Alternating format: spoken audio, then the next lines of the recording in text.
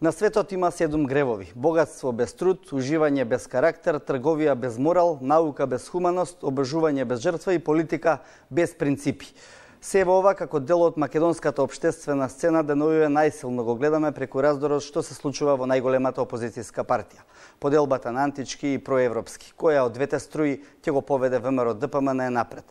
Се претворили битката за името на Македонија во битка за тронот на партијата или кој прв до амнестија.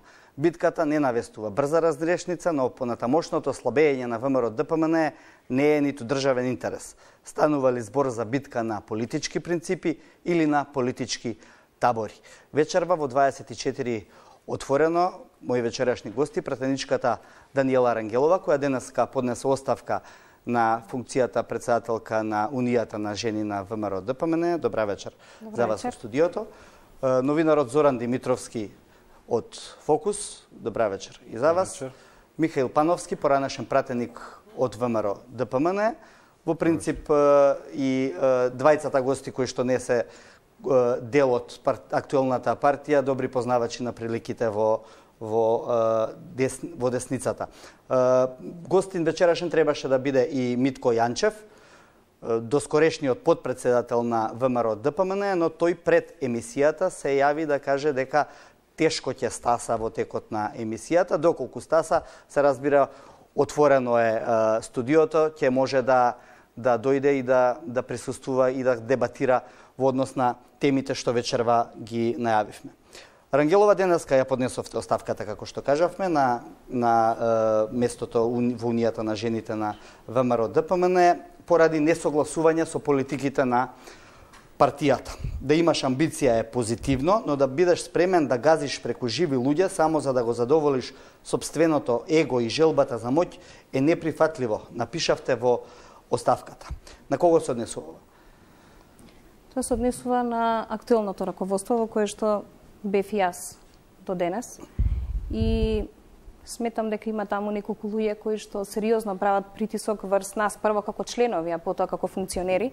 И морам за жал денес да констатирам дека недоаѓањето на Митко Јанчев е едно од тие причини од кои што веќе се случува во ВМРО ДПМН. Сигурно пред да дојде, бидејќи јас се слушнав со Митко Јанчев пред час и половина, тој кажа дека доаѓа, сега самото тоа него најавување дека не доаѓа, сигурно е под некаков притисок.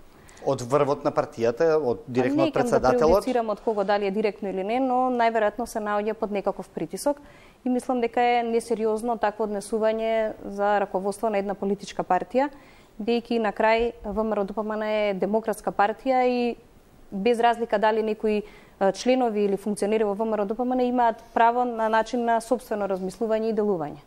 Што значи тоа да газиш преку живи луѓе? На кој начин се одвиваат тие притисоци за кои сведочите во напишаната оставка? Па тоа би сакала понатаму да го кажам во однос на тоа што се случуваше на денот на гласањето на референдумот, тоа се однесува на таа реченица и на она што се случува во изминатиот период, исклучување на луѓе од партијата и правење дефокус од актуелната политичка состојба и нерешавање на проблемите кои што се актуелни и во партијата и во државата. Каде оди ВМРО ДПМН на овој начин? ВМРО ДПМН ако продолжи вака, јас се надевам дека нема, бидејќи има многу свесни луѓе кои што и сега дел од раководството, но и во партијата, мислам дека ќе се свестат и нема да ја донесат партијата во изолација, бидејќи вака се праќа само една лоша порака и спрема граѓаните и спрема членовите на ВМРО ДПМН. Не треба да има едноумие и не треба да има изолираност на партијата. Добро, ВМРО ДПМН и во минатото покажуваше една константа на нетрпење на различен политички став во партијата, на тоа бевме сведоци долги години. Предпоставувам дека ова е континуитет на тие политики. Мислите ли дека Мицковски само го наследи и го продолжи системот на владење на Никола Груевски? Знаете, во општеството има една таква атмосфера што мислам дека ако порано имаше праг на толеранција многу повисок и меѓу граѓаните во општеството и меѓу членовите, сега е прагот многу понизок. И ако имаше веќе е направена промена, односно избран нов председател, нормално заради тоа што претходниот председател ја напушти функцијата, очекувавме дека ќе биде подобро и дека ќе се демократизира партијата. Она што сега во моментот се случува покажува нешто сосем различно. Сигурно тоа актуелното раководство би го негирало, но јас сметам дека се додека реално не погледнат на проблемите и на што се случува, нема да можат да ги решат проблемите, бидејќи мене ми е сериозно загрижувачко што во моментов во Република Македонија само се зборува за тоа што се случува во ВМРО-ДПМН, а воопшто не се зборува за тоа што прави актуелната власт. При вакви жешки теми, менување на име, катастрофална економија, никакви резултати од страна на актуелната влада, актуелно е само она што се случува во ВМРО-ДПМН. Дека е битно да има силна опозицијска партија која што ќе може да биде контролор на политиките на владата. Впрочем, знаеме како поминуваше долги години СДСМ додека опозицијата беше слаба, а ВМРО прејака, и знаеме што се случуваше во Македонија. Еве како што подпредседателот Александар Николовски актуелниот најави дека ќе има прочистување. Јас сепак смислам дека тоа е нивно право, согласно статутот може да прават прочистување и можат да исклучуваат и луѓе од партија, но најважно е дека треба да се сменат политиките, да се видат грешките кои што се правени во минатото и сега барам да не се повторуваат и да се напреди работењето во партијата. За жал, од она што гледаме во моментот што се случува, мислам дека нема никаква демократизација во партијата. Мислите дека врвот на партијата нема демократски капацитет или се заложници на одредени политики кои што не знаат да ги менаџираат?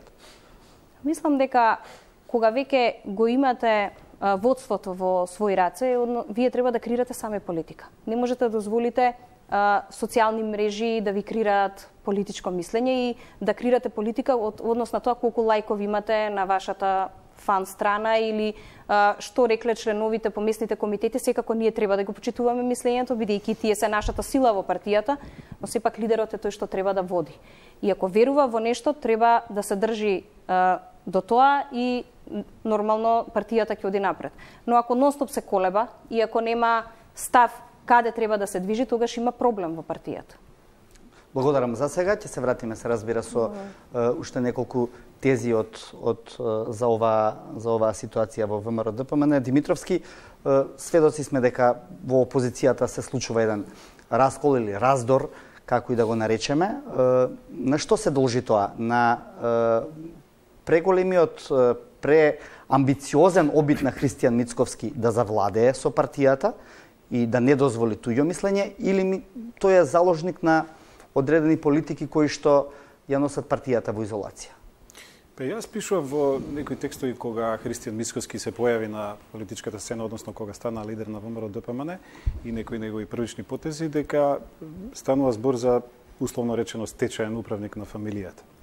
И сега тоа малку вака изгледаше, нели, една карактеристика која што треба да значи дека човек кој што е донесен да на некој начин обезбеди некакво приземјување на, односно заштита на оној криминал што се случувал претходно. Меѓутоа, од денешен аспект гледано, мислам дека дури и таа констатација е малку еднострана, затоа што кога е во прашање ВМРО-ДПМН, тоа го кажа господјата Рангелова, дека нели станува збор за демократска партија.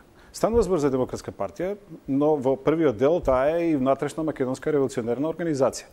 Значи не само поради името и не само поради условно речено четирите свети букви, туку по самото тоа што таа и во своето раководење и во својот однос меѓу себе, односно луѓето кои што се на врвните функции во партијата, луѓето што ја водат, од секогаш негувале таков тип на условно речено револуционерни методи, на некаква послушност, на постојани обвинувања за расколи, на постојани обвинувања за велепредавства и така натаму. Во она што мислам дека денес се случува во ВМРО-ДПМН е во суштина последица на распаѓањето на една структура која што 10-12 години владееше со Македонија.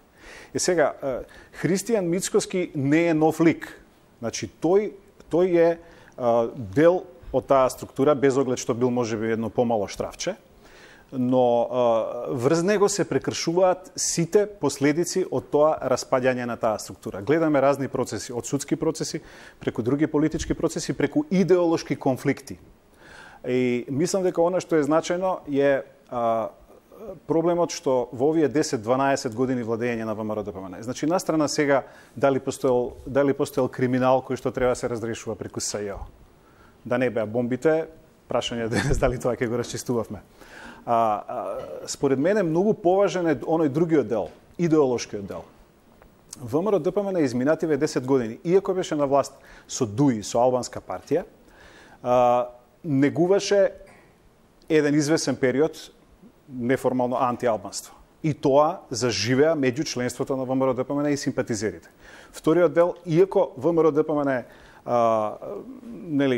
функционираше во соработка со меѓународната заедница, со пределби за Европската унија и НАТО, работеше на теренот антизападно. Негуваше медиуми и структури, пропагандни структури кои што беа антизападни.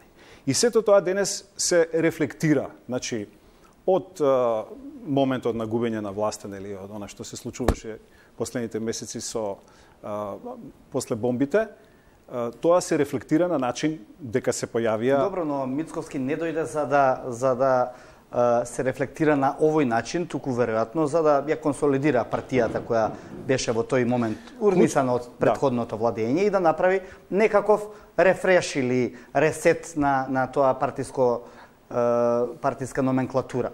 Тој очигледно не успеа во тоа или... Па не, клучниот проблем на Мицковски е што тој, тука се согласувам со Рангелова, дека тој немаше вистински став. Тој лавираше, значи, од оној реторички евроатлантизам кој што е карактеристичен за сите таму, освен за една структура која што е многу тврдокорна и, да речеме, не знам, оваа сега фракција на Филип Петровски која што вели дека е против евроатлантизмот, односно ако Русија е на наша страна, тогаш ние сме со Русија.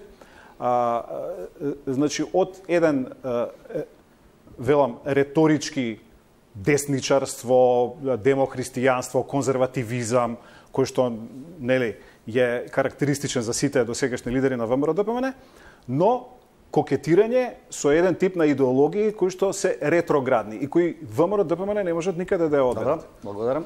Пановски, истото прашање. Каде оди ВМРО во една ваква ситуација? Најпрви само да ви исправам, јас сум член на ВМРО ДПМН, не представите дека сум... Да, поранешен пратеник, реков да. Во првиот парламентарен состав. Сметам дека тука има повеќе работи кои што, значи, ја одведува партијата во овој правец. Прво, значи, од почеток многу така сите го сваќавме несериозно она антиквизацијата, така наречена. Значи, сметам дека тоа создаде една сериозна структура на граѓани, на членови на ВМРО ДПМН, кои што поверува, тоа е убава приказна за да ја слушаш, но ниту еден сериозен историчар во државата тоа јавно не се произнесе. Значи, создаде сериозен проблем во државата. 1993 година, како пратеник, бев член за избор во комисија за избор на председател на директор на Институтот за национална историја на Република Македонија. Јас ова прашање го поставив таму пред 40 доктори на науки, историчари. Сите до еден се насмеа, значи, дилемата славјанство или антика. Значи, таа, не знам која лансира таа идеја за антика. Некои велат дека тоа старите удбашки структури во бивша Југославија, која видоа дека Југославија ќе се распаѓа, како кукавичке јајце ни го подметна на нас македонците, за да можеме да не втурнат во конфликт со соседите наши. Значи, тоа е еден момент. Втор момент е партијата под водство на Христијан Мицковски. Значи, сметам дека Христијан мораше да се дистанцира комплетно од старото раководство, кое што се занимава, има сега друга преокупација, да ги повика сите институции финансиски во државата, бидејќи сме најбогата партија во Европа, со имот од 60 милиона евра, да го испита имотот и да се види што е имот на партијата реален, а што е имот стекнат по пат на кражба. Значи, тоа што не е партиско, партијата треба да се ослободи и да му се извини на македонскиот народ за тоа што му е направено. Добро, но тоа не се случи и во една ваква ситуација сега имаме поделба, една или раздор. Тоа бидејќи не се случи, ние ќе имаме проблем сега во иднина на сите наредни кампањи. Мислите дека на подолг рок ова ќе се рефлектира во ВМРО ДПМН? Ќе биде ослабена партијата? Видете вака, партијата дефинитивно слабе. Еве 8 пратеника се одметнале, направија нова пратеничка група. Ја не знам, сигурно еве колешката тука дала денеска оставка. Слушам некои други таму давале оставки. Факт е дека партијата има проблем. Проблемот е од недостатокот на демократија внатре во партијата. Се уште старото раководство командува со партијата. Сметам дека Христијан Мицковски мора подхитно да се дистанцира од старото раководство. Да си ја превземе работата во своји раце, да се заокружи со луѓе што имаат демократски капацитет и да го промени подхитно курсот на партијата во правец Европа и Америка. Добро, благодарам. Само уште малце.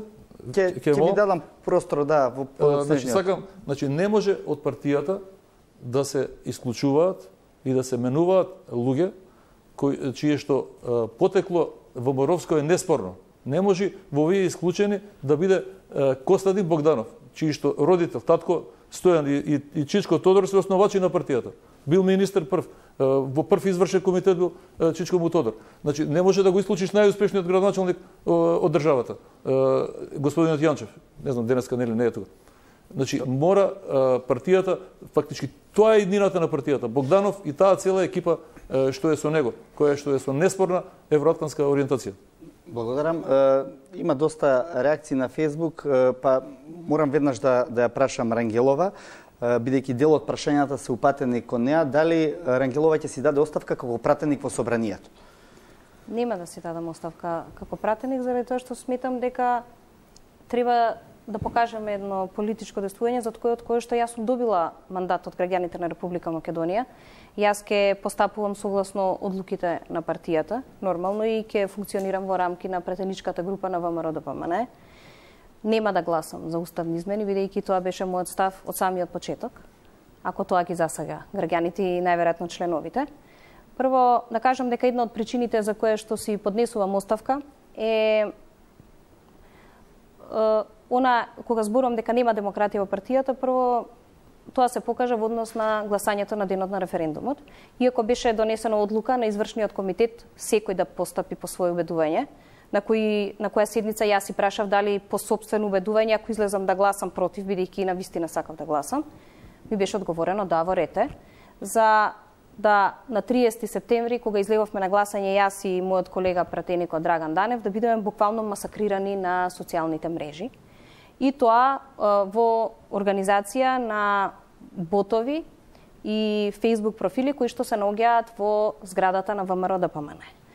Тоа за мене беше големо разочарување. Не дека јас не сум била критикувана, ме критикувале многу и од СДСМ и научена сум вака на критики, особено што има голем говор на омраза, особено спрема жените во политиката во нашата држава, со сексистички напади.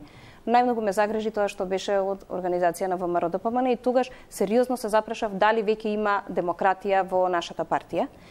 Бидејќи на крај и колку да го критикуваме претходното раководство, јас во многу наврати не сум се согласувала. Тогаш се знаело дека барем си имало јасен став. Дали бил тој радикален или не, се знаело, нема да излезете на гласање и се почитувало. А овде кога сакате да глумите лажна демократија, секој по своје убедување, сакајќи да се додворите и на меѓународната заедница, и да се додворите на радикалното членство, станувате неискрен човек. Но се поставува едно друго прашање. Тука ќе се вратиме и на темата и на референдумот. Принципиелно, поранешното раководство на партијата сатанизираше исто така членови на партијата, кои што беа исклучувани, шиканирани, бркани од работа, и не само членови на партијата, и други. Па, ние не ве чувме тогаш да го осудите тоа. Мислам, вас лично, еве, например. Имам одговор на тоа. Зошто тогаш сте ќутеле? Не е точно дека сум ќутела, еве сега можам да зборувам, мислам, јавно и да кажам, грешка било моја што сум ќутела, ако тогаш сум ќутела, сега сакам јавно да говорам за да не ги повториме грешките, не учиме од грешките. Сега сакам да ви кажам, имаше една седница кога председател беше господинот Никола Груевски, на која што беше предлог, одлука за исклучување на реформаториве од партијата. На таа седница јас бев против и неколку колеги на извршниот комитет и благодарение на нашата реакција тие луѓе не беа исклучени од партијата. Инаку денес ќе беа исклучени и Костадин Богданов и Петар Богоевски, имаше список едно на 15 луѓе кои што најодговорно тврдам на таа седница требаше да бидат исклучени. Имаше тогаш слух. тогашното раководство, иако за мене беше многу радикално во време кога не беше на власт ВМРО ДПМН. Да, кога не беше на власт, кога реформаторите држаа пресови, го критикуваа актуелното раководство на ВМРО ДПМН, имаше предлог, одлука која што не знам дали знаат, сигурно знаат реформаторите, дека требаше да бидат исклучени од партијата. Јас и тогаш гласно зборував и не беа исклучени. Потоа председателот Никола Груевски јавно ме поменуваше дека ете не сме ги исклучиле заради нашите реакции. Така да сум зборувала, но сум зборувала во рамки на партијата.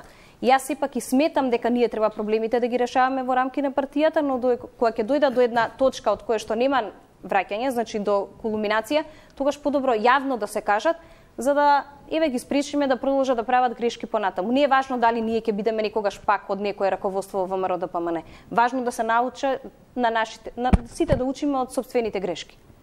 Во моментот на гласањето за уставните измени, кога дел од вашите пратеници решија да гласаат за уставните измени, вашата пратеничка група стана и се чини направи еден чекор, потек со кој што ги обележи дополнително луѓето кои што беа под притисок.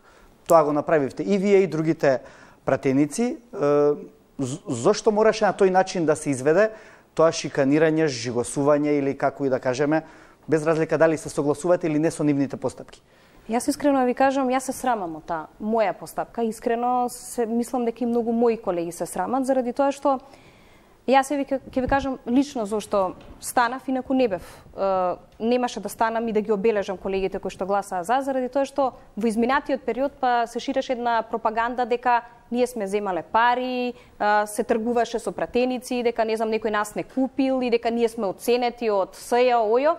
И сметав дека ако останам да седам со нив ќе бев и онака жигосана, не лично и не заради дека сум гласала или не, едноставно сакав да покажам дека нема да гласам, но тоа е најтешкиот момент во мојата политичка кариера и кога зборувам вака навистина ми доаѓаат емоции заради тоа што јас верувате таа седница ја заминав со плачење, бидејќи со тие колеги ние заедно јадевме, пиевме, се дружевме и дојдовме во ситуација да се делиме на предавници и патриоти. Која донесе вистинската одлука во моментот не се знае. Можеби ние ја донесовме правилната одлука, можеби тие времето ќе покаже, но сепак сметам дека еден таков чин е нечовечен пред се. Јас се срамам лично од тој чин, без разлика што и да се случило и како да одлучиле колегите. Јас од тој момент знаев дека јас веќе нема да бидам дел од ова раководство, заради тоа што дури размислував искрено да се повлечам од политика. Бидејќи на крај најважно е да не побегнеме од самите себе. Добро. Димитровски, гласањето за уставните измени помина така како што помина. Рангело образложи дел од тие моменти кои што навистина беа тешки и мачни за гледање.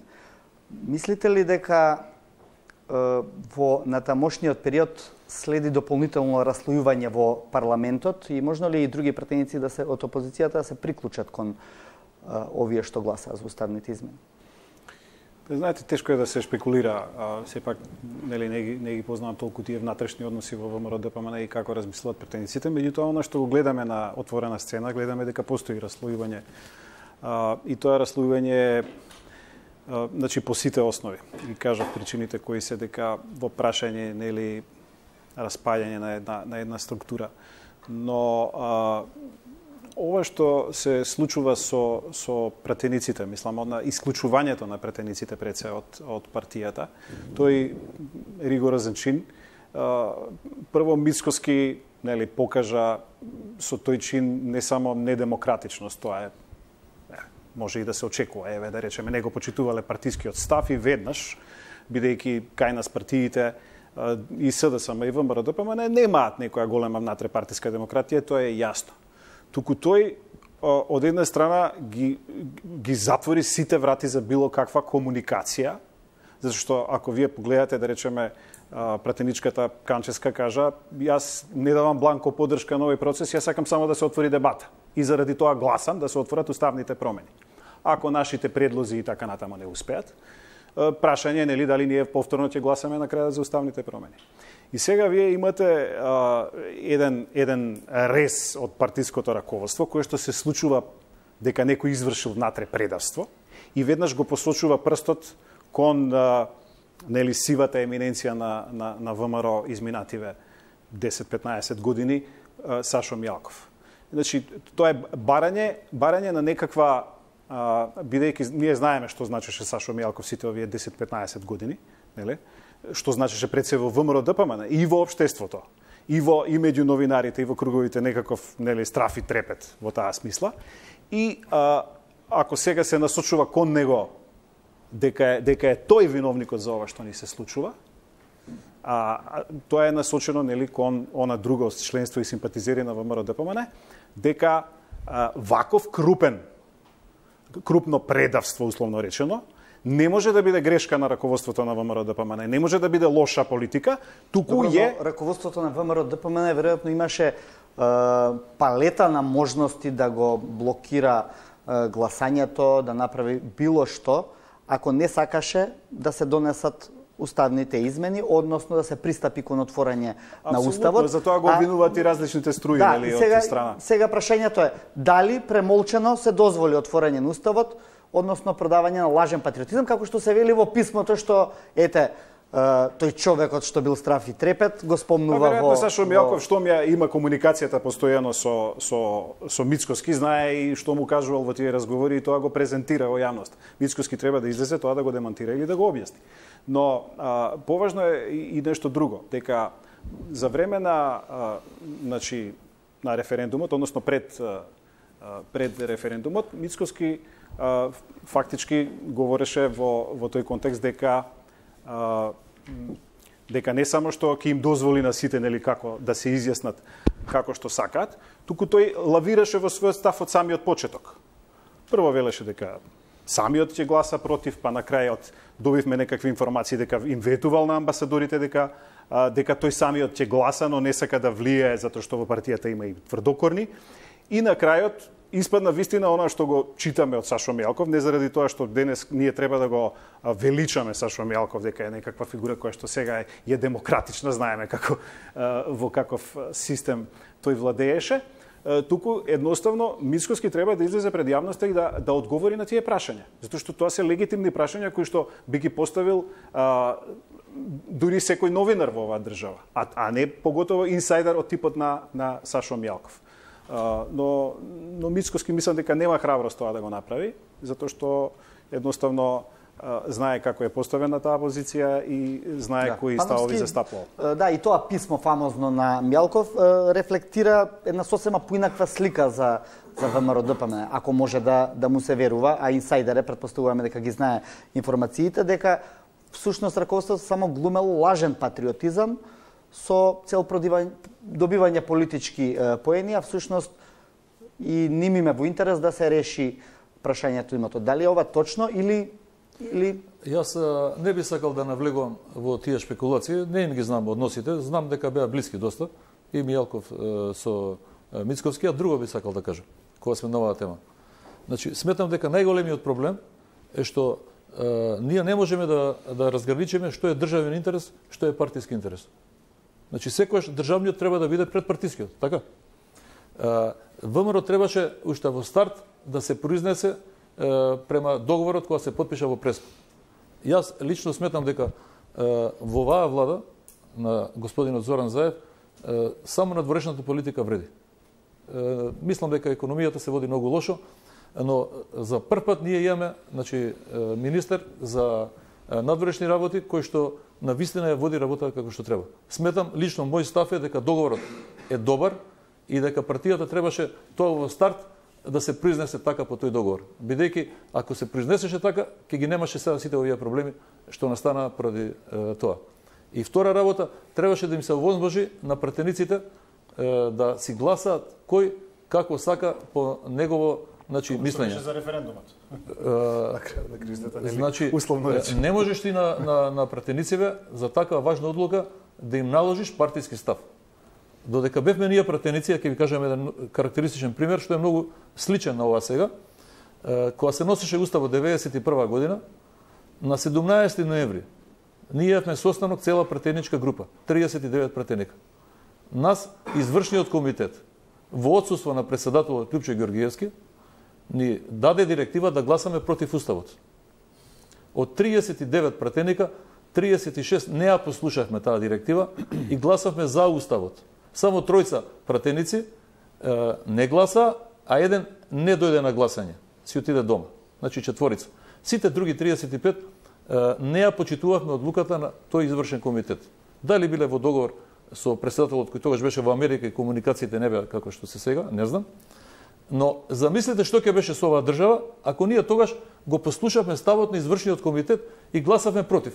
Македонија немаше да биде држава, ќе останеше во некоја Србославија и нашите деца, млади, ќе гинеа за српски интереси на боиштата по бившата Југославија.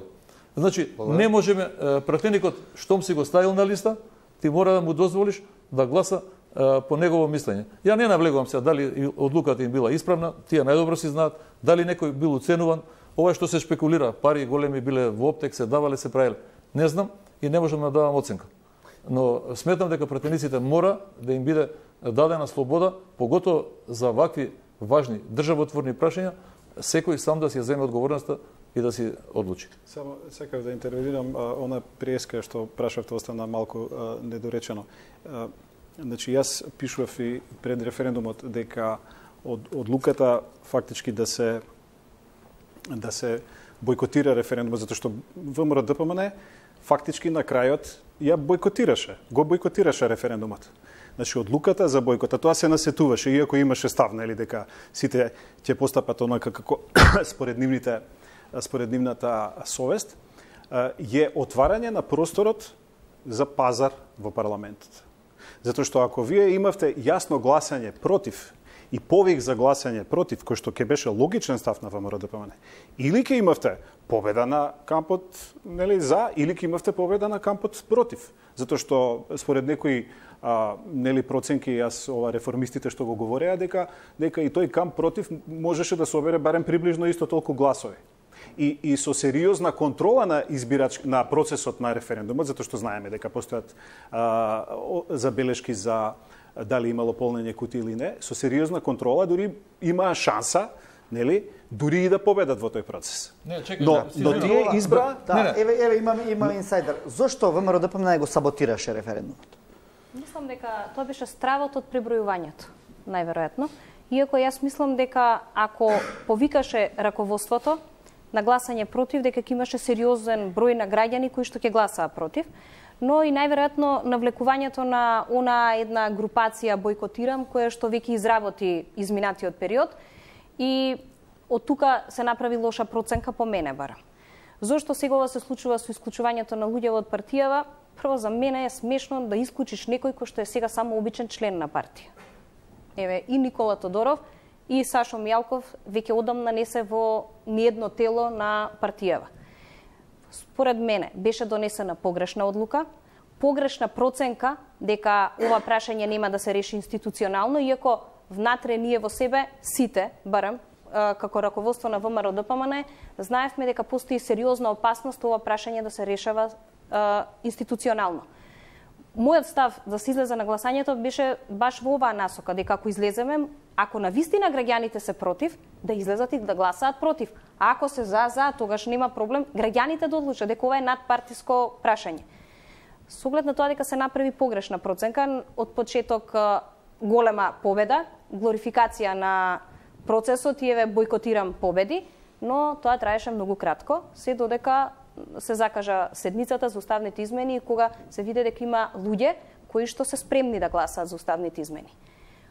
ВМРО-ДПМН во тој момент најверојатно би требало да каже дека е погрешна донесена одлуката дека го бойкотираше референдумот и мора за дефокус да се направи нешто, според моje размислување, нешто што ќе биде поударно од она што се случува. Дали раководството... И тогаш бирате некој име и презиме кое што вака звучно е во јавност и кое што, ако го кажете тоа име и презиме, фактички вие сте се пресметале со некого и вие сте многу јаки и пак некоја глорификација на процесот.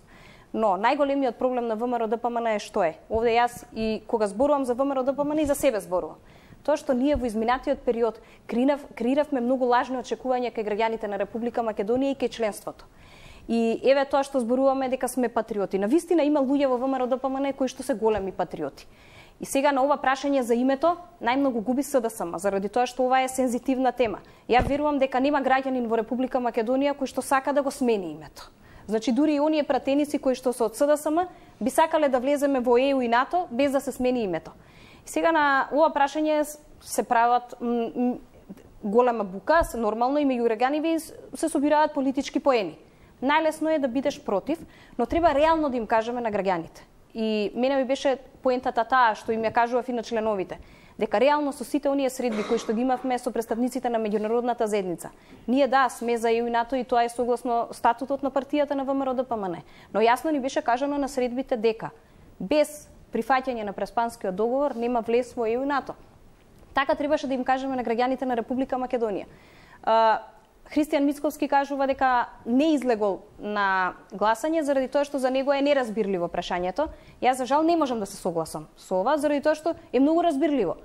Нема понуда ЕУ и НАТО без Преспански договор и тоа граѓаните мора да го знаат. Ние не можеме да ги лажеме, па макар и тука завршиле со нашите политички кариери. Граѓаните мора да знаат дека или ќе го прифатат Преспанскиот договор и ќе има промена на име и ќе влеземе во ЕУ и НАТО, или едноставно не го прифаќаат и нема да бидеме членка нити на НАТО, нити на Европска унија. И тоа е многу чесен пристап. Во изминатиот период исто се случуваше креирање лажни очекувања од ВМРО-ДПМН. Ние бевме, не знам, 49 пратеници тогаш, дека можеме да го спречиме носењето на законот за јазици. И повеќе се напаѓаа пратениците на ВМРО-ДПМН отколку пратениците на СДСМ кои што го изгласаа и нормално заедно со припадниците на албанските партии. Со тој филибастерин кој што се правеше и со нашата лоша реторика се случи и 27 април. Ја не можам да кажам дека тука нема вина СДСМ, нормално дека има, но граѓаните, ако има грешки СДСМ, треба да го казнат на избори. Не треба ВМРО-ДПМН да се навлекува на политиките на СДСМ и кај граѓаните да креира лажни очекувања, еве ние ќе го спречиме, ове ние ностоп ги бркаме СДСМ. Они грешат, а ние ги бркаме дека нешто ќе спречиме, а реално не можеме да спречиме зашто ние во собранието сме малцинство, не сме мнозинство. И таков неискрен пристап кај граѓаните креира уште повеќе разочарување. И затоа се наоѓаме во ситуација каде што не можеме ни лево ни десно, туку не пикаат во ќош и ние како пратеници, мислам, повеќе сме атакувани од било кој заради тоа што и претходното раководство и ова креира лажни очекувања дека пратениците можат нешто да спречат. Не можат. Ние сме малцинство. Она што ќе го прави сега СДСМ, тие се мнозинство, има актуелна влада заедно со албанските партии, нека го казнат на следните избори. Но ние не можеме нешто да спречиме и уште да ги лажеме граѓаните дека еве ќе спречиме. За однос на еве како што кажа присутните тука гости дека можело ВМРО-ДПМН да спречи, а пак не можам да се согласам дека ние нешто сме можеле да спречиме заради тоа што ете има луѓе спремни кои што членството вели можеа да организираат митинзи, протести и така натаму, меѓутоа ништо од тоа Христијан Мицковски не го направи. Точно, но јас тука не можам се согласам дека митинг може да спречи одлука на некои граѓани. Мислам, ако гледате, јас денес сум овде во ова студио, знаејќи дека ако ја зборувам вистината, мене денес пак ќе ме масакрираат на социјалните мрежи, но решив дека треба да зборувам искрено. Макар и денес завршила со политичката кариера. И веќе никогаш да не се занимавам со политика. Заради тоа што во општеството фали искреност. Ние дома не можеме да им објасниме на нашите семејства што се случува од онаа пропаганда која што има по телевизии, по портали. Не ја знаат луѓето реалната слика. Ние мора јасно да зборуваме дека сите припадници на меѓународната заедница имаат средби со нас. И не можеме ние она што го направи Христијан Мицковски со таков дрзок одговор на Вес Мичел да очекува дека утре ВМРО-ДПМН ќе дојде на власт. Јас, еве, како член на ВМРО-ДПМН, заради тоа што во моментов, еве, утре ќе констатираат најверојатно мојата оставка, можам да тврдам дека ние нема да дојдеме на власт ако не ги подобриме односите со меѓународната заедница. Искрен пристап. Тие кога доаѓаа со нас на средби, тие не бара ние да гласаме за Преспанскиот договор, туку едноставно викаат дајте шанса на процесот. Повикајте ги луѓето да одлучат. Најважно е граѓаните да одлучуваат. А ако граѓаните се против, никој не може со сила да ги натера да си го променат името. Бојкотирањето не е начин на делување, според мене. И тоа е катастрофална грешка што е направи ВМРО-ДПМН, колку и вака да личи меѓу членството дека ние нешто сме победиле, еве ќе дојде јануари, ќе заврши процесот, името ќе биде сменето. Но мора да знаеме дека актуелното раководство не може да помине без лузна од она што се случува. Не може негативната енергија да се префрли на некој име и презиме кое што не е веќе присутно во партијата. Не, може би актуелното раководство смета на тоа дека политичките поени од менувањето на името ќе ги добие актуелното раководство на ВМРО ДПМН. Не, ќе ги затоа што било против. Не, знаете кога ќе ги добиеше? Ако имаше искрена политика. Ако повикаше на гласање против, и ако граѓаните реално беа помалку од тие што се против, нас против за, тогаш немаше да има лутење од никого, ќе имавме добри односи со меѓународната заедница заради тоа што сме дале шанса на процесот, а од друга страна граѓаните сами ќе одлучија, ќе се сменеше името, дали ќе беше добро или не, времето ќе покажеш и тогаш ќе имавме шанса за понатаму како политичка партија. Јас сериозно сум загрижена. Дури да имаше една респектабилна бројка од 400.000 луѓе што се против тоа ќе беше многу добро за ВМРО ДПМН и за како тест за силината и политиките што ги води раководството. Заради тоа, 600 и нешто илјади гласа се нормално и македонци и албанци. На следните избори нормално албанскиот електорат си гласа за албанските партии. Реално СДСМ губи на ова прашање. Губат сите оние што ќе се охрабрат да го решат, бидејќи ова е многу сензитивно прашање. И пак ќе кажам, никој не е за промена на име. Нема некој во држава, ние колку и да зборуваме дека сакаме да го променим името, никој не сака да го промени името, но сурова е реалност. Рековте ќе гласате против уставните измени доколку дојдат. Заради тоа што сте против договорот со Грција или заради тоа што тој конзистентен став после гласањето, кој што го изнесовте, не сакате да го скршите, иако сега се најавуваат и уставни измени кои ќе гарантираат дополнителен идентитет и така натаму, она што го кажува новата пратеничка група. Да ви кажам во однос на Преспанскиот договор. Грешката и на СДСМ што цело време кажуваше дека ова е идеален договор и дека подобар договор сега веќе нема. Значи, ама тогаш во моментот кога преговарале, можеле да испреговараат, не можам да знам зашто не сум била дел од тој процес. Значи, ВМРО ДПМН беше изолирано од преговорите, од оно што јас барем сум информирана. Не знам какви контакти имал председателот Христијан Мицковски. Но што граѓаните треба да го знаете дека договорот е тој. И јас се сомневам дека утре било која влада, дали од ВМРО ДПМН или СДСМ и овој договор да пропадне, ќе може да го врати овој договор назад. Лошо е испреговарано, не можам да обвинувам дали би можело подобро, но знам дека од кога овој договор веќе се потпишал и да не поминеше на референдумот, никој немаше да го врати овој договор назад. Лагите од тоа дека утре ВМРО ДПМН ќе дојде на власт и заедно со Мицотакис, ако дојде на власт кој што е ултра радикален во Грција, ќе направи подобар договор, е лага. Значи, ние мора да им кажеме на граѓаните тоа за да ни веруваат утре. За утре да гласаат за нас и да кажат да, СДСМ сакаше да го промени името, но вие не ќевте. И затоа требаше, јас зошто нема да гласам, заради тоа што требаше да дадеме шанса на 30 септември. Граѓаните треба да има свесност, да знаат дека за ова прашање треба сами да одлучат. Не можат 120 пратеника да одлучуваат за нивната судбина, дали сакаат да влезе држава во ЕУ НАТО и дали сакаат да го променат името. Добро, но тука веќе алоциравте грешката, да, зошто не беа повикани. Зошто не беа повикани? Работеше на терен за бојкот, не можеше друго да има поинаку резултат. Но јас не сум работела за бојкот, ниту пак сум дала насока како председателка на Унија на жени да се работи на бојкот.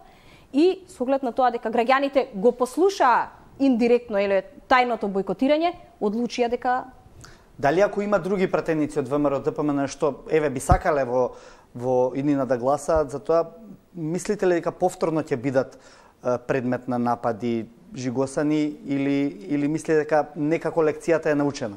Не, со оглед на тоа како се распоредени силите во моментот и со расположението во актуелното раководство, мислам дека исто ќе им се случи, дека исто ќе бидат санкционирани и од тука можеби и поголемиот страв кај дел од пратениците. Ја верувам дека има уште неколку пратеници. Јас никогаш и не сум размислувала да гласам и најчесно е да кажам никогаш и не сум излажала некого дека ќе гласам за уставни измени ако нема цензус и ако граѓаните не изгласа повеќето дека се за промена на име, но верувам дека знаат веќе, барем другиве пратеници ја научија лекцијата што ќе им се случи ако гласаат и верувам дека истото ќе се случи, ќе бидат исклучени од партијата. Но кај ја направи тука грешката ВМРО ДПМН?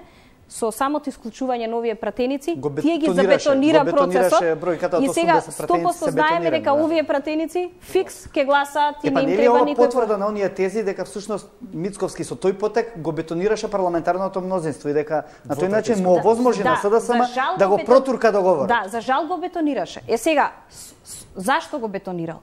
Не сакам да го обвинам дали намерно или ненамерно, но и да е ненамерно, секоја политичка грешна одлука носи консеквенции. Да. Мислам дека Мицкоски живее во една на оној бранот на десничарење во Европа, живее во една илузија дека состојбите во регионот и во Европа ќе се променат во периодот што доаѓа и дека тој ќе умее само ако ги расчисти внатрешните конкуренти за позицијата председател, нели, кои што му се уат како Митко Јанчев, не знам, или оние што би можел да ги продуцира Сашо Мијалков, евентуално со неговата моќ и така натаму. И дека потоа доаѓа еден период кога ерата на Ангела Меркел во Европа ќе заврши, дека десничарите во Европарламентот ќе победат во април и дека потоа кога имаме ние во Македонија власт што ќе го продаде, нели, уставното име, условно речено, и кога ќе го направи тој процес на велепредавство на државата, ја морам овде морам да кажам нешто, извини. Да. Митко Јанчев, да, сега прочитав јас. Поранешниот потпредседател на ВМРО ДПМН потврди за еден портал дека добил сериозни закани, поточно неговата сопруга и мајка добиле закани по живот, ако тој вечерва гостува на телевизија 24 заедно со Даниела Рангелова, која денес исто така си поднесе оставка во ВМРО ДПМН. Побаравме инфо од МВР, ни потврдија дека лицето Митко Јанчев пријавило закани по живот. Ја молам режијата, ако може да го уклучи Митко Јанчев, да го побараме на телефон. Па веројатно ќе можеме во текот на емисијата во наредните минути да ни каже и тој лично за што станува збор. Извини, Димитровски, ќе продолжиме. Ова е дел од овој фолклор за кој што зборуваше и страшно сознание, што е дел од за настап во емисија, каде што нели секој треба да има можност да се ги каже своите ставови, без оглед што господинот Јанчев веќе не е ни дел од тоа раководство, нели, бидејќи е исклучен и да добива такви закани. Ако се тие закани со име и презиме од некој од раководството или ако се претпоставувам дека не се само обични Facebook ботови, но во секој случај тоа говори за драматичната состојба во која се наоѓа господинот Мицкоски во смисла дека тој во моментов се плаши од конкурентите за неговата фотелја, односно за неговото раководство. И тоа е единствено што го мачи. Затоа што тој мисли дека се друго ќе може да во периодот што доаѓа да му го префрли, нели, на грбот на СДСМ, дека СДСМ е партијата што ќе изврши предавство на националните интереси и тој во еден контекст идната година во кој што живее, нели, во одредена илузија дека орбанистите ќе бидат во Европа на власт, дека евентуално Трамповата администрација поинаку ќе делува и дека тој ќе ги изглади односите со меѓународната заедница и полека ќе се подготвува да дојде на власт. Но доаѓаат председателски избори, а кој знае можеби и предвремени парламентарни избори, каде што се повеќе се зацврснува коалицијата на СДСМ со албанските партии, така што не знам дали нешто може да бара Мицкоски со такво разединото ВМРО ДПМН е во смисла на овие сите структури кои што досега беа нели на власт во партијата. Пановски, како ги толкувате за ова последно, сега ќе прашам за ова што се случи со заканите кои што ги обелоденува Митко Јанчев вечерва? Тој и во телефонскиот разговор пред гостувањето во емисијата ми спомна дека има сериозен проблем заради кој не сака да дојде, меѓутоа не го обелодени тоа, во меѓувреме го кажал на некој од порталите. Својствено ли е ова во 2018 година, кога утре треба да станеме членка на НАТО, после 10 години 5 на Европската Унија, на ваков начин да се шиканираат луѓето кои што мислат поинаку. И навистина, не знам, има ли во некоја свесност во раководството на ВМРО ДПМН дека тоа не е добар метод?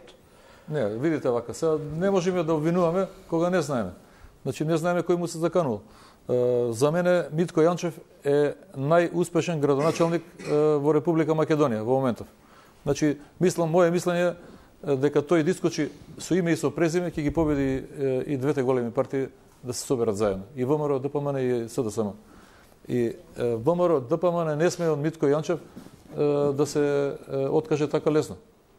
Значи мора партијата да најде начин да го вклучи Митко Јанчев.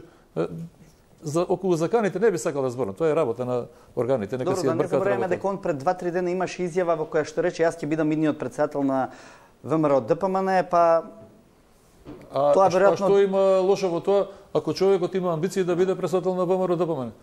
За мене државата треба да си го уреди законот за политички партии и да им биде наложено на сите политички партии да внатре при избор на председател да задолжително има повише кандидати.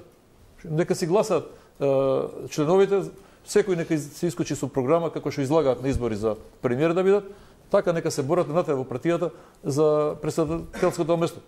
Ја не гледам тука ништо лошо. И добро е да има такви повише кандидати во секоја партија.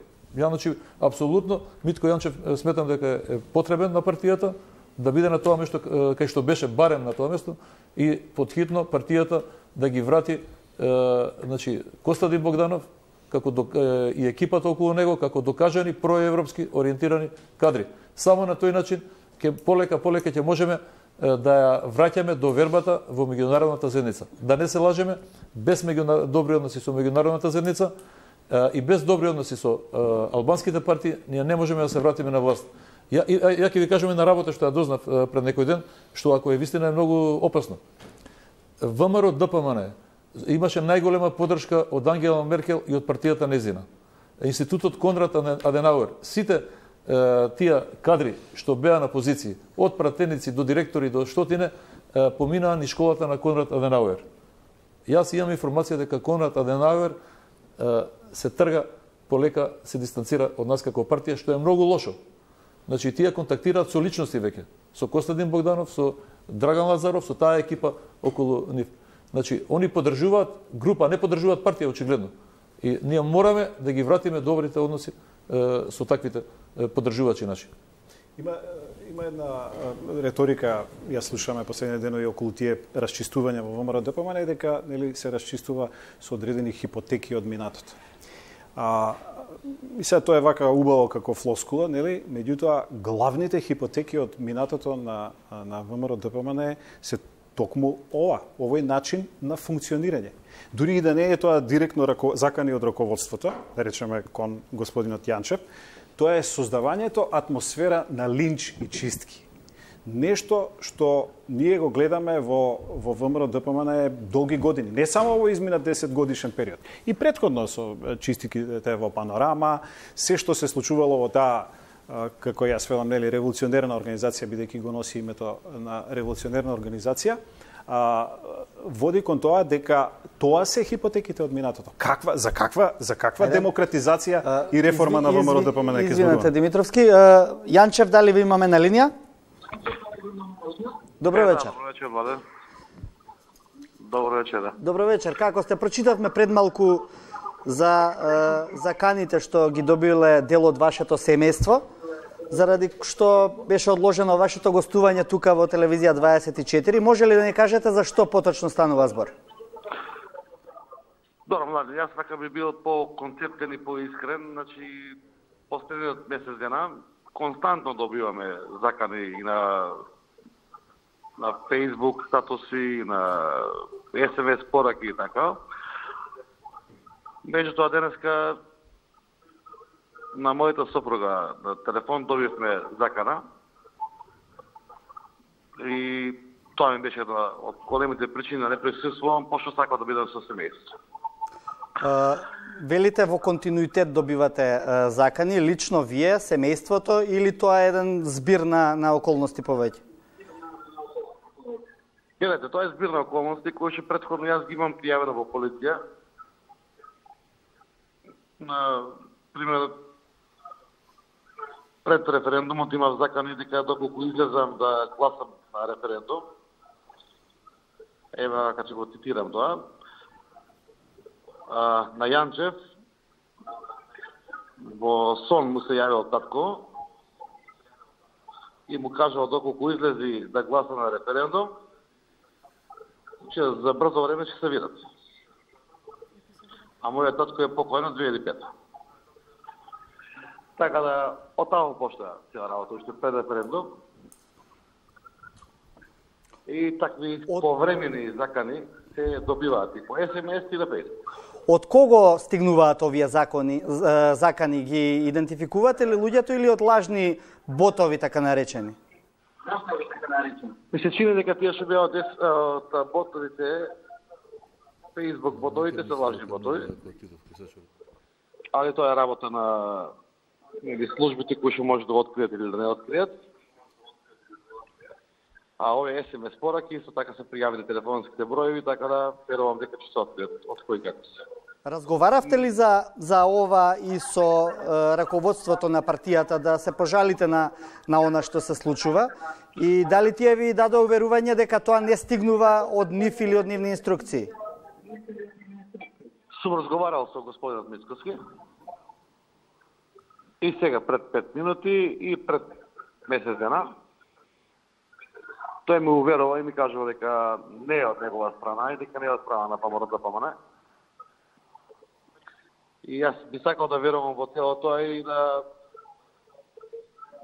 бидам еден нормален човек кој ќе би како прво може нормално семејство да функционира. Затоа што верувајте, една градоначалничка функција е напрва функција, а можеби сум меѓу ретките функционери од ВМРО-ДПМН кои што имам одговорна функција во делот на опозиција и работам напорно по 10-12 часа секој ден за да постигнеме нешто во делот на општеството. И баш и тоа ме тема на разговор. Не би сакал да ја доведеме државата и народот во ситуација да се закравуваме и во ситуација да се навредуваме и да се деградираме едни со други. Вие гледаме емисија, ги поздравувам сите гласни во емисијата, ги охрабрувам во дискусијата. Многу ме жал што не сум таму, мислам дека ќе имаме други да се видиме. Добро. И сите сме на иста страна, работиме да имаме силна опозиција, искрена опозиција и ВМРО-ДПМН да биде на правата страна. Кога разговарате за ова со господинот Мицковски, например, имате ли заеднички јазик во тој дел?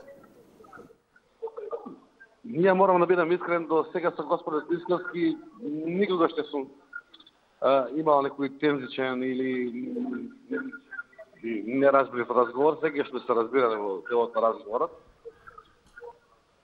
Па дори ќе бидам искрен и за последното разрешување. И се јави лично, ме праша дали сакате да бидете разрешен или да вие поднесете оставка во делот на потпредседател. И јас и тоа го рачунам за некоја си доблест и кажав, викам, председателе, вие разрешите ме за тоа што јас немам намера да дадам оставка потпредседател. Така да демократски избор сте имали. Да, ефтен демократски. Да. Добро. Господин Јанчев, ви благодарам што се вклучивте во емисијата. Да, Митко Јанчев пред емисијата не ги кажа причините поради кои што не може да присуствува. Меѓутоа, во текот на емисијата се јави и пред малку не извести дека не можел да присуствува поради смртните закани што ги добиле членови на неговото семејство. Рече дека сакал да остане во Камадарци, да не го напушти семејството и учествуваше кратко во емисијата преку телефон. Го слушнавте, впрочем, како и што тоа. претпоставував. Да, вие пред емисијата рековте дека сигурно станува збор за закани. Да. Тоа го кажам заради тоа што јас го имам почувствувано на своја кожа. Не дека не се случувало кога СДСМ сакаше да дојде на власт. Значи, ова почна не до овој степен. Значи, ваков начин на делување уште од времето на шарената револуција. Не дека тие граѓани кои што беа организирани правеа нешто лошо, но се ствараше еден силен говор на омраза со тензично препукување помеѓу политичките партии. И тоа продолжи. Сакам дека ги разбирате причините за тоа. Тоа е притисокот што ВМРО-ДПМН го правеше на општеството цели 10 години и веројатно тие мора некаде да бидат изразени. Не можеме да оправдаме дека ако ВМРО-ДПМН прави притисок, дека треба некој со притисок да дојде на власт. Но не е важно. Така почна атмосферата, тензична, за жал, ескалираше во овој период многу. СДСМ дојдоа на власт, најверојатно кога си на власти нема тензија, тие се опуштени, закани спрема нас нема, но сега не имаме проблем па од нашето членство, сега тие ни се закануваат ако нешто кажеме различно од нивните очекувања. Реално постојат големи закани. Јас тоа го почувствував и на 30 септември, исто како што кажува Митко Јанчев, јас добивав сериозни закани за мене и за моето семејство, за мојот син, но јас не се плашам од закани и можам да им порачам на тие што се закануваат, обично немаат храброст ни да дојдат да разговараат и да кажат кој е вистинскиот проблем и зошто така се однесуваат.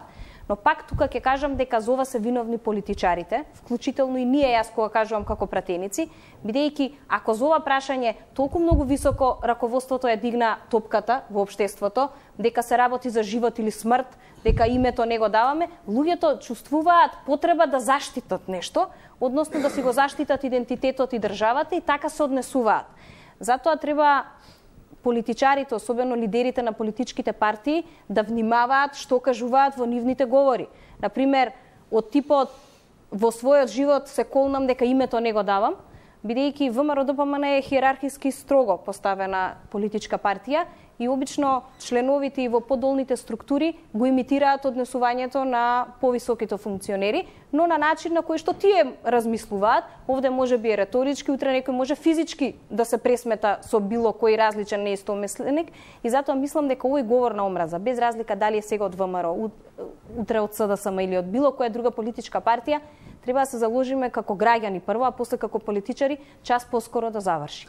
Добро, во таа насока имаше еден проглас, да речеме, од премиерот Заев за помирување, што за многу минатко сватија како повик за амнестија за 27 април, што пак се поврза со претходното гласање за уставните измени. Можно ли е тоа помирување? Оваа реторика за која што ние со години зборувавме, предупредувавме, сега како да кулминира, впрочем, требаше да се смирува општеството. Ние сме далеко од помирување, не сме дури ни на почетокот од помирувањето. Значи се уште сме во една фаза на дополнителна конфронтација и радикализација на тие ставови. Иако не беше јасно она што на почетокот го кажа премиерот Заев, затоа што сите веднаш, нели, тоа го сватија како амнестија, бидејќи господин Заев говореше дека тој е спремен да ја плати политичката цена, а штом ќе кажете таква една реченица, тоа веднаш подразбира дека ако е премиерот спремен да плати политичката цена, значи дека ќе биде казнет од своите затоа што подал рака на другата страна, односно амнестирал. Не исклучува одредена амнестија, амнестирал одредени злосторници. Како ќе оди тоа? Но, знаете што, помирувањето е можно, значи имаме типови на помирувања во одредени општества. Славни се оние помирувања, нели, после фашизмот во Германија, кога, да речеме, германскиот канцелар, нели, отиде во Полска и се поклони таму во Варшавското гето на жртвите.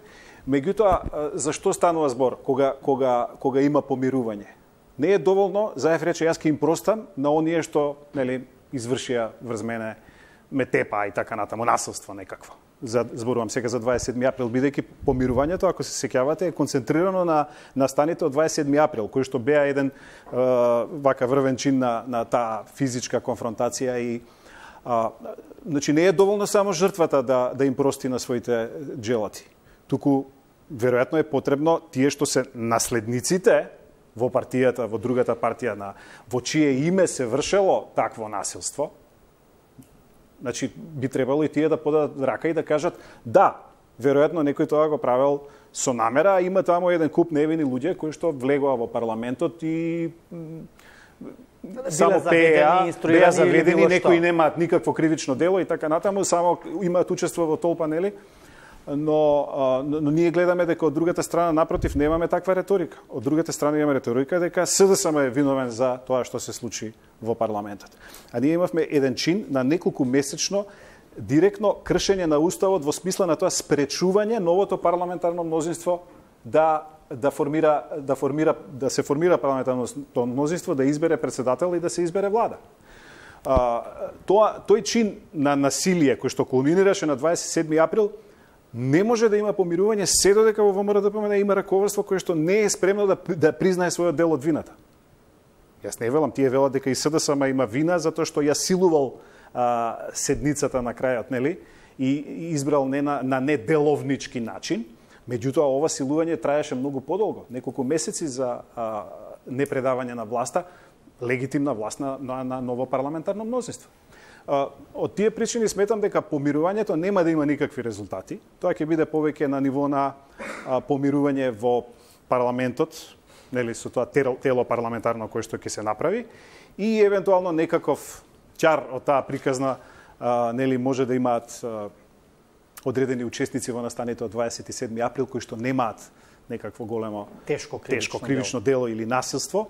Ќе видиме со овие пратеници што гласа, што ќе се случи, но во секој случај за помирување се потребни две страни, а не е доволно само една страна и подадена. Во таа насока законот за амнестија што го поднесе ВМРО ДПМН, чинам дека и координаторот тогашен на пратеничката група Данев го образложи, одеше кон амнестија на сите по вертикала и хоризонтала во целиот тој случај, што веројатно е многу тешко да се разбере во делот јавноста, бидејќи ако постојат нарачатели или инспиратори на еден таков процес, тешко дека би можеле да влезат во еден куп на амнестирани. Рангело?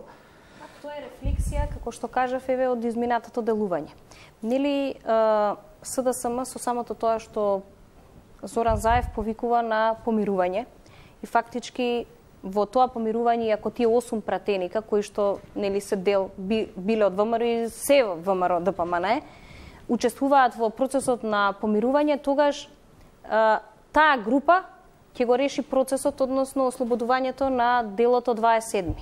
За СДСМ, за ВМРО ДПМН да добие политички поени, мора да е нешто поригорозно од тоа. Значи, тогаш да бидат амнестирани сите, по мене, мислам, најверојатно е тоа причината, бидејќи нели имаше едно писмо кое што излезе во јавноста, каде што самите учесници. И тоа е сериозен притисок најверојатно за раководството на ВМРО ДПМН, плашејќи се дека ако овие 8 заедно со владата го решат проблемот, утре тие кога ќе излезат од власт може да има закани и реперкусии врз актуелното раководство и најлесно е еден таков закон за амнестија сега да се достави во собрание. Јас сепак мислам дека пак тука се работи, иако не би требало ова јас да го кажам, бидејќи нели не е фер, но сепак сметам дека можевме закон за амнестија да, ако во тоа верувавме, да поднесеме и изминатиот период што помина. Не мораше сега да се, пак ќе кажам, рефлексија и лепење на активностите на СДСМ, сега ВМРО се лепи со еве ние не бараме амнестија само за тие што беа учесници, а нема нели не знам по некое. Иако за мене например морам да кажам дека тероризам е пресилно обвинение за она што се случуваше за 27, иако и јас бев вонатре во собранието и не беше воопшто добра сликата и осудувам секако вид на насилство. Загрозување на уставен поредок, да, но со самото тоа дека е минимум затвор 10 до 15 години до доживота е сериозно обвинување. А за разлика на тоа па се амнестираат други сторители кои што правеле потешки дела. Сепак сакам да кажам дека не би сакала сега да зборувам, има повеќе. Па еве за време на владењето на ВМРО ДПМН и ДУИ беа амнестирани хашките случаи. Значи како и да е, јас мислам дека помирување треба да има. Не заради тоа да некој да биде амнестиран, не зборувам само за 27 април, туку пак го кажувам тоа, ако ние не се помириме како политички партии, не може граѓани веќе да живеат во ова општество. Многу е поларизирано. Соседи не разговараат, семејства не разговараат, поделени од тоа да едниот е симпатизер или член на една, а другиот на друга политичка партија. Мора тоа да престане. Но сепак тоа најверојатно е лоша и финансиската состојба и колку повеќе лошо се живее во една држава, толку повеќе граѓаните се занимаваат со политиката. Но сепак сметам помирување. Во однос на тоа можно помирување или амнестија? Ја лично сметам, ова е моје мислење, дека во овие што ги судат не се вистинските таму што треба да бидат судени. Значи треба да бидат судени тие што го организираат тоа, што го нарачаат тоа, што го смислиат тоа и што седеа цело време во позадина. А овие ги пуштија таму како глинени голуби и сега да се занимаваат. Ја мислам дека се доволно казнети со ова малтретирање што го имаат година дена по судови и по истражни затвори, и по штотине и по домашни притвори. Треба да одговараат вистинските кривци за тоа што се деси на 27 април, а не овие што сега ги судат. Освен Тие што се тие што физичко насилство исто вршеа внатре. Има луѓе што вршеа физичко насилство и насилството по друг основ може, значи не може тероризам се ти да го обвиниш човекот и доди 15 години затвор. Ако биле дел од конспирација, да, ако не биле дел од конспирацијата, затоа што таму видовме луѓе со маски што облекуваа, нели? Тие сигурно не се случајни. Вистинските виновници треба да ги осудат, значи да ги обвинат за оваа работа. А тие што биле дел од насилство, нека ги казнат по некој друг тамо, што знам, за насилство, не за тероризам. Аргументите на раководството на ВМРО ДПМН кога зборуваше за пратениците кои што гласаа за уставните измени, дека тоа се луѓе кои што најчесто имаат одредени закани од аспект на судските процеси кои што се водат по нив, значи делумно за 27 април, некои за преку специјалното јавно обвинителство, и дека всушност тука е делот од пазарењето за да може да се добијат. И вие сте учесник во еден процес од СЈО, во два. Едно е од Шамари во центар и вториот, другото сум осомничена за Талер. А Талер за финансирањето на партијата. Сега веројатно некои ќе речат Рангелова омекнува затоа што и таа има два случаи во СЈО. Рангелова воопшто не омекнува. Ако било тоа теза таква, омекнува во целокупната реторика во општеството, помирување и така натаму. Јас кога викам помирување, јас не барам амнестија за себе. Значи да не се разбираме погрешно, напротив сметам дека во двата случаи немам никаква вина и тоа ќе го докажам и во судски процес и овде. Не мислам дека треба јас да бидам амнестирана за СЈО и дека ќе омекнам со мојата реторика заради тоа. Сметам на друг начин на помирување, во однос на тоа граѓаните да се сплотат и подобро да живеат, да нема голема поларизираност и поделеност, а ние како политичари да пратиме јасна порака дека не е се црно-бело во политиката.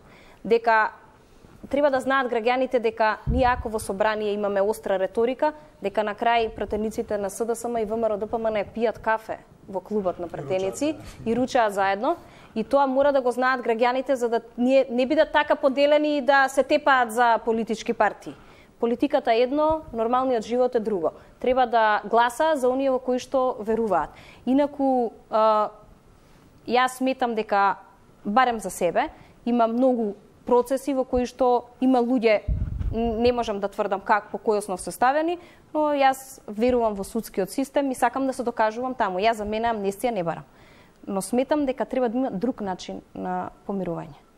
Тоа е она практично што беше некако најавено, меѓутоа формата ќе треба да ја добие прво во собранискиот. Да, јас уште не знам во каква форма ќе биде тоа помирување. Наслушнав дека ќе има некоја комисија во која што веќе ВМРО ДПМН јасно кажа дека нема да учествува, но сметам дека вие би учествувале ли ако ве повикаат како треба да видам во каква форма би требало тоа, но најверојатно ако цената е да учествуват. Бидејќи ако зборувате за помирување, а не одиме да зборуваме за тоа да вакво би било лошо веројатно. Сега важно е кој е условот. Значи ако условот е помирување со цел гласање на уставни измени, тогаш не зборуваме за класично помирување. А ако навистина сакаме да си подадеме рака како политички партии, како политички учесници во целиот процес, треба да одиме и треба да учествуваме и јас би учествувала да видам што е тоа што ние можеме да средиме во државата. Не за нас политичарите, за граѓаните на Република Македонија. Било какво национално или меѓуполитичко и така натаму обединување мора да има некакви столбови, некакви пилари, нели? Кои се тие? Ние гледаме дека двете страни се обвинуваат.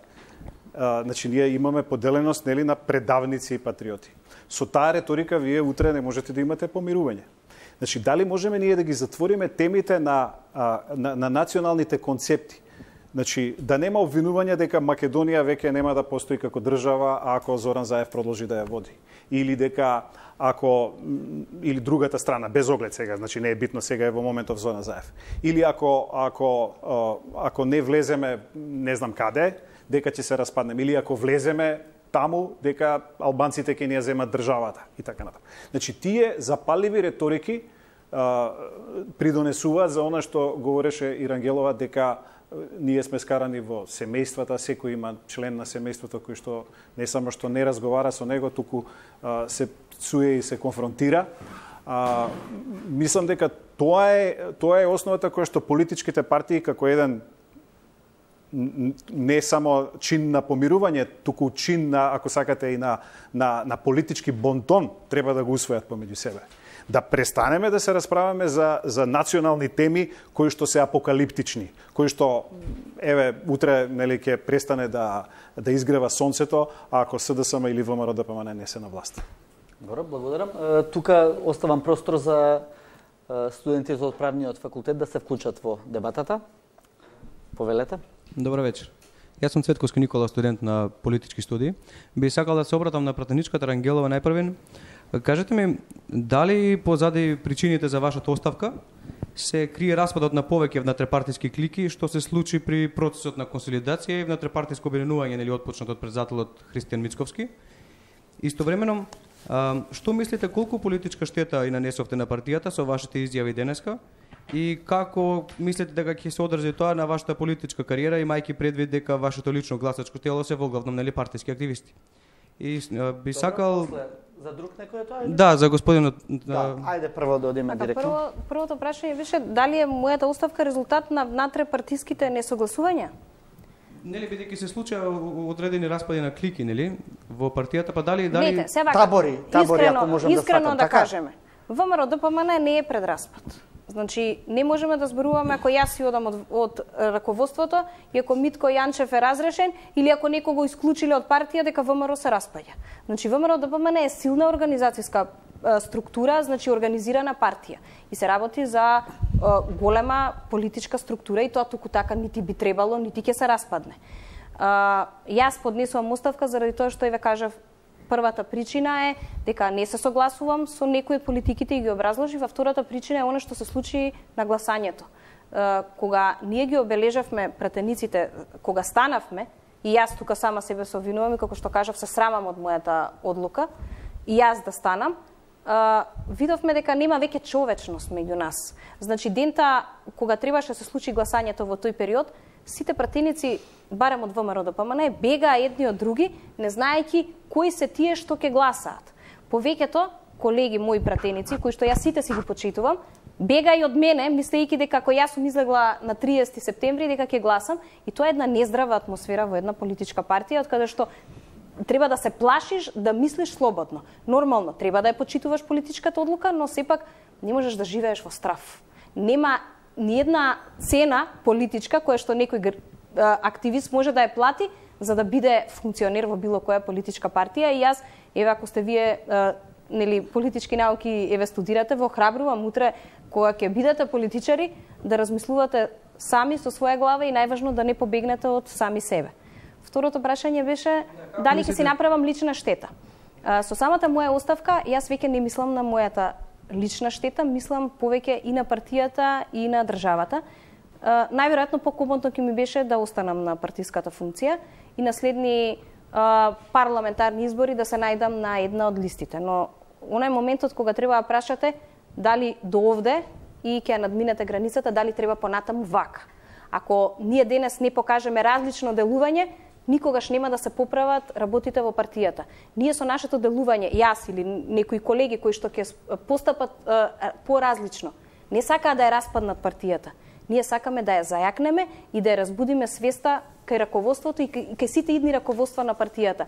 Вклучително и нас самите. Ја кога зборувам за лоша реторика, јас сум имала лоша реторика, јас се признавам. Јас кога ќе се слушнам што сум зборувала во собрание пред, не знам, година и пол-две, ја не можам да поверувам дека тоа излегло од моја уста, но затоа треба да учиме од сопствените грешки. Знаете, во таа една посебно во собранието негативна енергија има меѓу нас, не знаете што ние може да кажеме, а како тоа ќе се рефлектира на граѓаните. Прв пат ние се свестивме што може да предизвикаме со нашето зборување на 27 април. Сите, овде вклучително и ВМРО ДПМН и СДСМ, еден изречен збор може кај граѓани на улица да предизвика таков револт што може да направи нешто што ќе биде погубно и за него лично и за општеството. И затоа мора како политичари да бидеме свесни како понатаму. Би сакал да се обратам до господинот Новинар. Дали мислите дека глорифицирањето на случувањата во ДПМН е само еден организиран обид да се дефокусира јавноста од работата на власта? Ви благодарам. Што новинарите пишуваат за случувањата во ВМРО ДПМН или што јавноста со тоа се занимава? Мене ми изгледа неприродно, нели, подигање на топката на овие случувања, дека многу се фокусираат, нели, на внетрепартиските збиднувања во партијата? Па не, знаете што, имаме по еден подолг период драматични случувања во таа партија. Тоа не може да не биде во фокусот на јавноста. Иако јас се согласувам со вас, дека нашиот фокус треба да бидат на некои поинакви теми. Значи, нас ни престои еден период на евроатлантски интеграции, од кои што, мислам, не се самите по себе тие причина, туку се заради реформирање на државата, нели, заради демократија, заради подобар живот, заради економски стандард и така натаму. Но ова е еден исклучителен историски момент, ако можам да кажам, за целиот овој процес на уставни измени. Ако сакате, и целото ова владење на СДСМ изминатава година и пол се концентрира токму на тоа, на отварање на евроатлантските интеграции на Република Македонија. И јас се надевам дека после месец дена по уставните промени, дека не само медиумите, туку и целата јавност ќе биде насочена токму кон овие теми. Мислам дека новинарите и дадоа, и тука се согласувам со вас, еден долг период на владата на СДСМ баш онака пас, ако може така да се каже, за да ги одработи веројатно овие крупни прашања кои што и престојат на кои што ја тангираат Република Македонија. Дека после ова ќе следува еден период токму кога сите ќе се концентрираме кон власта. Но ние гледаме и дека Мицкоски се занимава со партијата, дека тој ги предизвикува тие теми.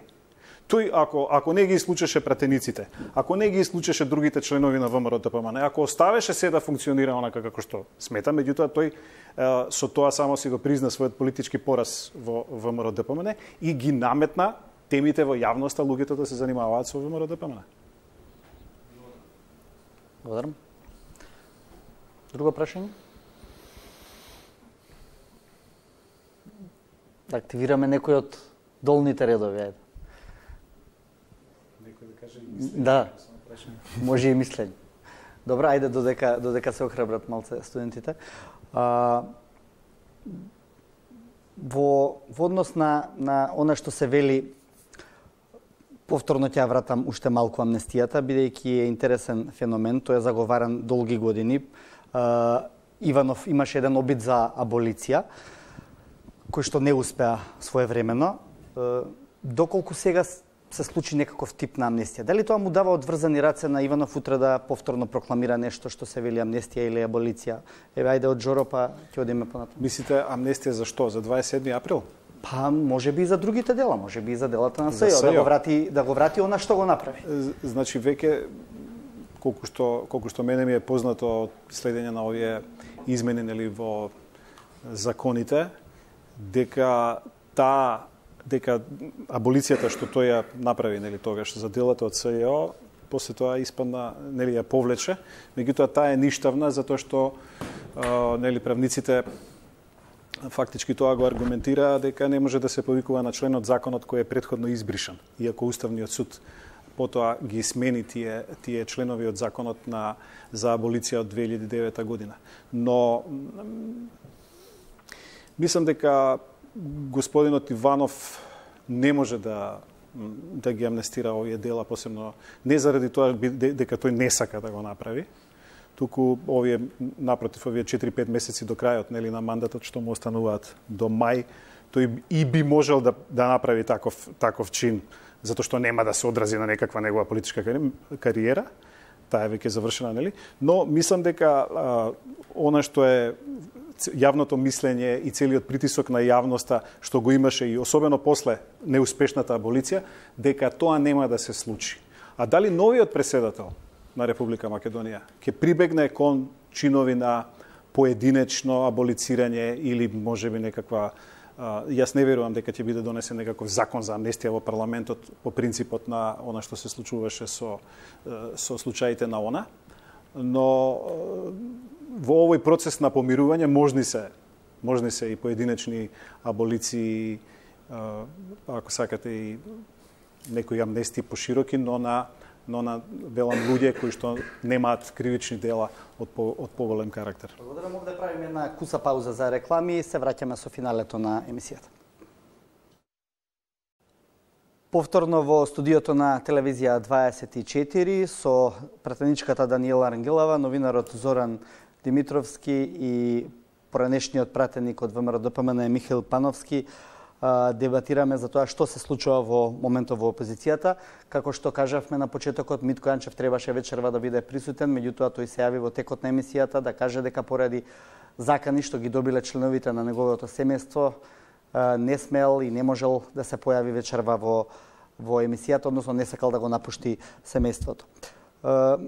Уште за една работа сакам практично да ја финализирам тука дебатата, за улогата на поранешниот лидер на ВМРО ДПМН Никола Груевски во однос на политиките што сега се водат во раководството. Некогаш се добива впечаток дека се влечат прилично нерационални чекори кои што заличуваат на чекори на еден давеник кој што на секој начин се обидува да се спаси.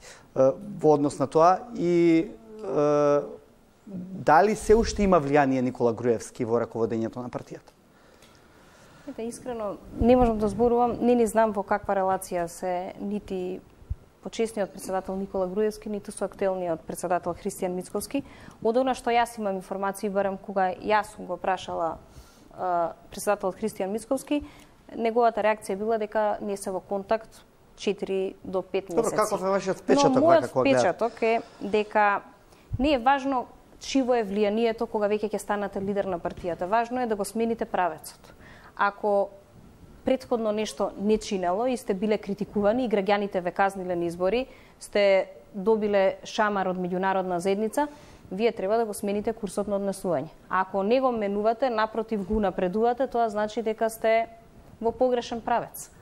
Така да мислам дека еве нека биде апел за да се размисли актуелното раководство во кој правец би се движело, бидејќи јас Добро, но Мицковски вас ви понуди да останете во Унијата на жени, јас морам вако искрено да кажам, да влијаете веројатно со тоа и на политиките на партијата. Не, Ќе прифатите, јас морам можете да искрено влијаете. да кажам дека јас бев пред 2-3 дена кај председателот Христијан Мицковски и тој вака ми кажа.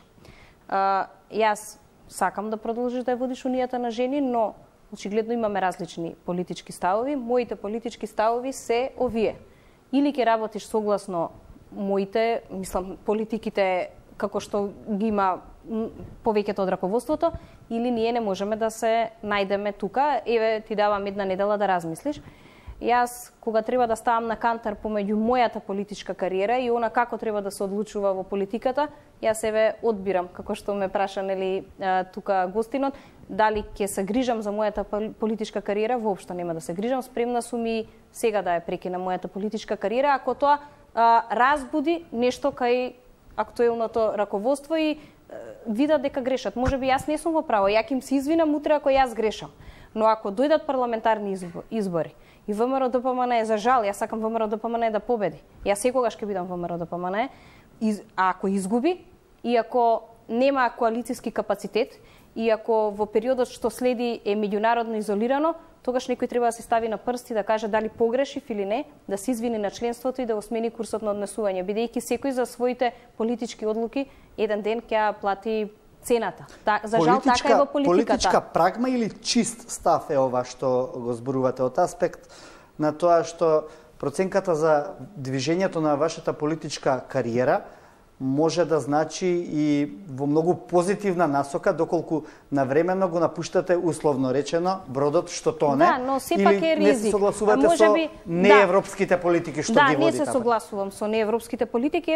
Кај мене што последно ја прелеа чашата, кога прочитав дека една актуелна функционерка во ВМРО ДПМН, председателка на една комисија, нема да ја коментирам, еве овде запишав, ниту еден документ на ЕУ не забранува друга земја членка да членува во други унии, организации и слично. И зошто таква хистерија за ЕУ? Тоа сериозно мене ме загрижи во кој правец, ако таа жена е актуелно раководство во партијата, ако оди на преговори, тогаш кај се движи партијата? Тоа беше последното кое што кај мене разви некоја свест дека тука можеби е време да прекинеме. Јас не викам, можеби јас грешам и ќе се извинам ако сгрешам. Но ако не, барем сакам кај нив да разбудам свест дека во погрешен правец ја носат партијата. Инаку се најдобро посакувам на ВМРО ДПМН, дај Боже да бидеме победници и да направиме коалиција на следните парламентарни избори. Димитровски, за улогата на Груевски во однос на овие политики на ВМРО ДПМН, Дали може би малку сите ние претеруваме кога велиме тоа се потези кои што личат на потезите на Груевски, па тој го како марионета го води Христијан Мицкоски, дали е тоа претерување едно или некоја реална подлога наоѓате? Па не, значи, која е улогата на Груевски? Ако се сеќавате, изминативе неколку месеци Груевски имаше неколку настапи во јавност преку Facebook, имаше долги статуси и во контекст на договорот од Преспа и на некои други настани, референдумот и така натаму. И тој цело време се обидуваше да докаже во тие своји обраќања до јавноста дека еве сега се гледа дека јас сум бил во право. Дека сето ова што се случува, што мене ми се случи, нели, са и обвинувањата, бомбите и така натаму, дека беше со единствена цел Македонија да го смени името и фактички да се откаже од националниот идентитет и така натаму, иако тоа никогаш, нели, ВМРО-ДПМН не може да го подкрепи сериозно во контекст, нели, на договорот од Преспа каков е. И мислам дека Груевски, единствената негова, нели, надеж и желба, односно две работи се, едно да му се потврдат политиките, значи да кажете еве јас бев во право, и второ дека како жртва, нели, која дури во едно од последните своји обраќања тој рече дека, нели, во затвор се влегува и се излегува, пак ќе се вратам, како да е помирен, нели, дека ќе оди во затвор. Меѓутоа мислам дека до последен момент, и затоа јас Христијан Мицкоски од тогаш го нарекував дека е стечаен управник на фамилијата, мислам дека му беше и се уште му е веројатно некаков товар за кој треба да обезбеди некаква амнестија. Контекстот на бојкотот на референдумот и она што потоа се случуваше и што го прочитавме во писмото на господинот Мјалков дека тоа е со намера направено за после тоа целиот товар да се префрли врз групата пратеници и врз предавничката власт на СДСМ. Тука лежи суштината. Мицкоски, според мене, живееше во некаква надеж дека до толку ќе ги го загорчи животот на оваа власт, во смисла на тоа дека нема да има мнозинство за усвојување на уставните измени и дека на евентуални наредни избори, без оглед дали ВМРО-ДПМН колку гласови ќе освои, ќе биде во состојба повторно да нема, нели, никакво двотретинско мнозинство и цената да биде многу повисока за усвојување на уставните измени. Односно, цената да биде евентуално и некаква амнестија за други дела од СЈО. Така што, ако се сеќавате вие Мицкоски во оно обраќање на 23 октомври, зошто не издржавте уште малку, нели, изборите беа, а ние ќе победевме на тие избори. Јасно е дека ВМРО-ДПМН на тие избори не можеше да направи победа по која ќе состави влада. Туку идејата беше да се зголеми цената на уставните измени. Мицкоски со нови избори тоа ќе беше можно веројатно, според логиката на Мицкоски не може да го сруши договорот од Преспа и тоа му беше јасно од почетокот. И тука е Мјалков во право. Дека не сакаше да го сруши договорот од Преспа, не се ни обиде да го сруши договорот од Преспа, туку цело време ја зголемуваше одредена цена евентуално за пазарење на овие случаи од СЈО. Лично сметам дека јас ќе ве потсетам само на еден момент кога беа тие демонстрациите пред ДИК и она првично обраќање против амбасадорите, некролозите за амбасадорите, значи ова мене ми личи на еден ова заладување, значи на односот на партијата со меѓународната заедница, ми личи на еден логички след на тие настани. Сите знаеме, значи, дека Груевски тоа, значи, тој говор го одржа. Лично сметам дека Груевски се уште има влијание во партијата. Мицковски мора потхитно да се отрне, значи, од тоа влијание и да почне да креира собствени политики. Ако овие политики сега што ги води се лично негови, тоа е катастрофа за партијата. Мислам на политиките во однос на меѓународната заедница. Ние мораме да најдеме начин да се приближиме до меѓународната заедница, да ги подобриме односите. Не може да дојде толку висок представник овде во Македонија и да не сака да се сретне со председателот на нашата партија. Мислам дека е тоа многу лошо. Мораме да ги подобриме, бидејќи ако не ги подобриме односите, нема никош да бидеме во ситуација да формираме влада, да се вратиме на власт. Што мислам дека е лошо за државата, бидејќи на оваа држава и треба сериозна опозиција која што ќе биде спремна во секој момент да се врати на власт, бидејќи како што тргнал СДСМ со сите други политики освен меѓународната политика што ја води, и тоа ја води министр што не е нивни член, што повише е ВМРО-вец него што е СДСМ-овец, мислам дека во многу лоша насока се движат сите политики. Добро, ви благодарам. Да ги видиме поентите на вечерашната емисија. Нема да си дадам оставка како пратеник, заради тоа што сметам дека треба да покажеме едно политичко действување за кое што јас сум добила мандат од граѓаните на Република Македонија. Јас ќе постапувам согласно одлуките на партијата, нормално, и ќе функционирам во рамки на пратеничката група на ВМРО-ДПМНЕ. Нема да гласам за уставни измени, бидејќи тоа беше мојот став од самиот почеток. Факт е дека партијата има проблем. Проблемот е од недостатокот на демократија внатре во партијата. Значи, се уште старото раководство командува со партијата. Сметам дека Христијан Мицкоски мора подхитно да се дистанцира од старото раководство, да си ја преземе работата во своји раце, да се заокружи со луѓе што имаат демократски капацитет и да го промени подхитно курсот на партијата во правец Европа и Америка.